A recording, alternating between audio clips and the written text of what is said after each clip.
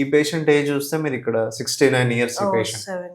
So కొంతమందికి early arthritis అంటారు, అంటే కీళ్ళవాతం వల్ల లేకపోతే డిఫరెంట్ వేరే ఫ్రాక్చర్. ఇప్పుడు సపోజ్ ఇక్కడ ఫ్రాక్చర్ అయింది అనుకోండి, అది సరిగ్గా అతుక్కోలేదు అనుకోండి, అప్పుడు దాని వల్ల కూడా ఆర్థరైటిస్ డెవలప్ అవుతుంది. అలాగే కీళ్ళవాతం ఉన్నా కూడా ఆర్థరైటిస్ డెవలప్ అయిపోయి పూర్తిగా అరిగిపోద్ది అనమాట. అది ఏజ్ లో కూడా అవ్వచ్చు, ఓన్లీ పెద్దవాళ్ళకనే కాదు. కీళ్ళవాతం అంటే రుమటైడ్ ఆర్థరైటిస్ అంటారు దాన్ని.